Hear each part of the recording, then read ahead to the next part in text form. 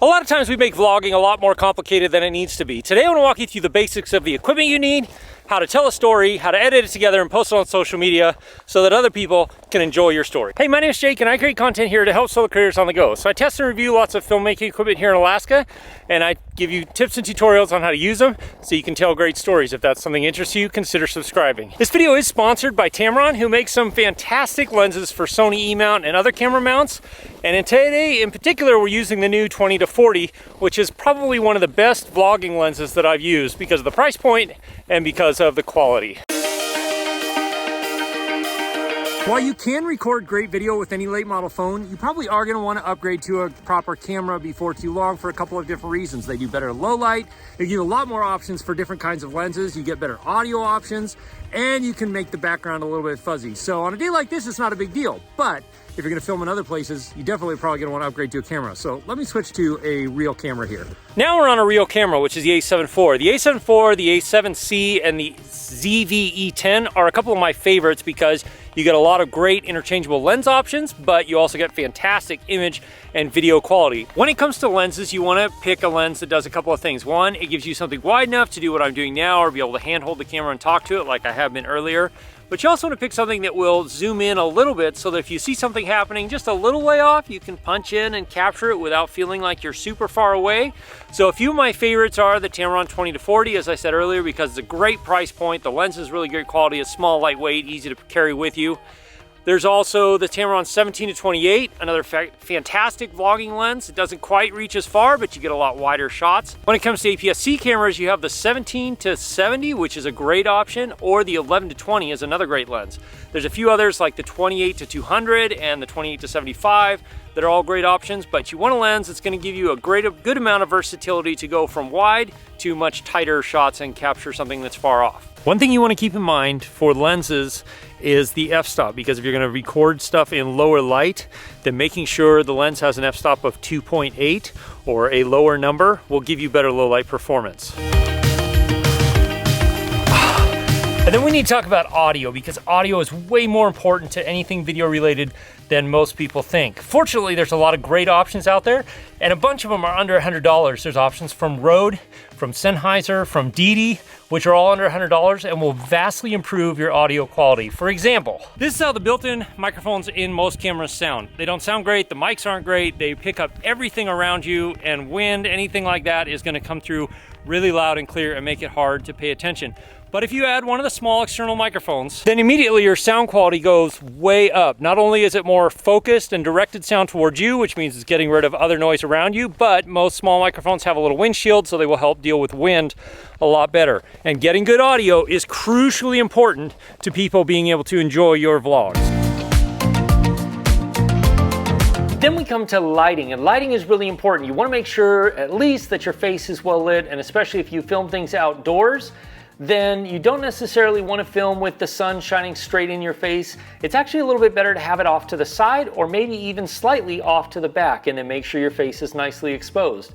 But if you're filming indoors like I am right now, then having a little external light like this, the Aperture MC, is really helpful for being able to fill in shadows in your face. But if you don't have any lights at all, then something as simple as sitting next to or near a large window that's letting lots of natural light in will help you look the best that you can look. The last crucial piece of gear you're going to need is a good small tripod. There's a lot of options. Some of them are under $30.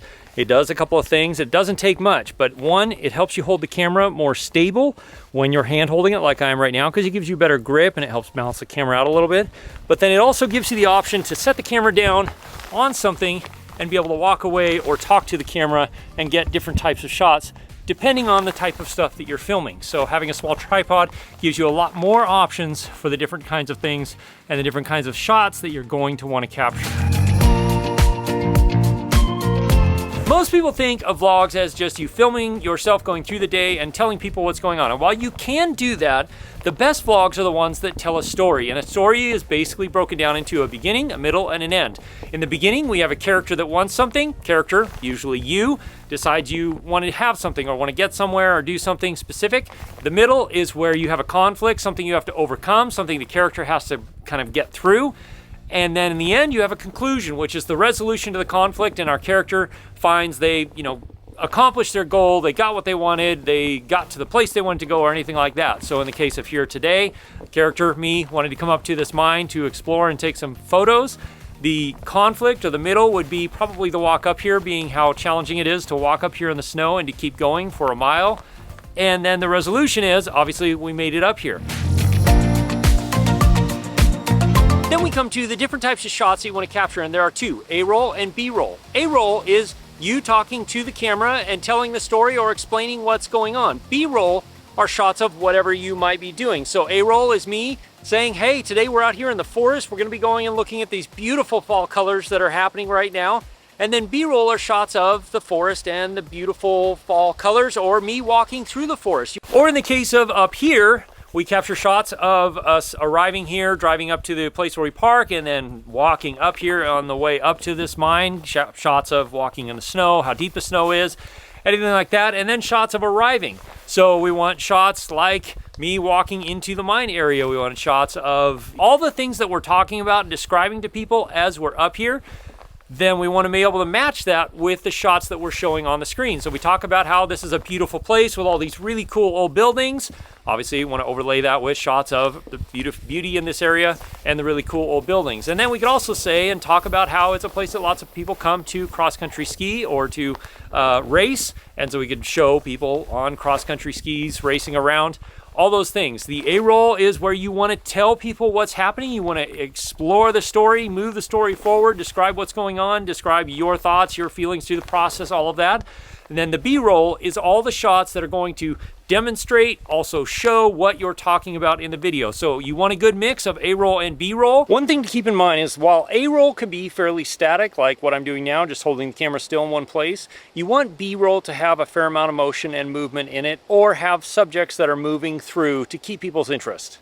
We've walked through the basics of the equipment needed to film the vlog, how to tell a story and actually film a story with the vlog. Now the key is editing. But to do that, we definitely can't be up here. Now you want to take all of that footage you shot and get it onto a computer. I'm using iMovie for Mac because it's free. There's also free software out there for Windows. And then you want to organize all of your footage according to A-roll and B-roll. For editing, I put all of the A-roll in a timeline and then edit out all the parts that I know I don't need to tell the story. Then, going over the timeline, I add in the B-roll that helps to showcase or helps to support the story or whatever I'm talking about in the A-roll. This is also where you might want to find some music that will fit the mood of the video, the story that you're trying to tell. YouTube has a free music library, and there's other free places out there as well, but you want to be careful not to use copyrighted music as it could cause you issues down the road. Once you've done all of that, it's time to export that video and upload it to your favorite social media sites so you can share it with friends and family. For other ways you can improve your videos, check out this video right here. I'll see you over there. As always, if you have questions, ask me in the comments below, or you can join my live stream Wednesday nights at 4 p.m. Alaska time, 8 p.m. Eastern. At least if we're not out in the middle of nowhere filming something like how to do something ridiculous with... Cheers.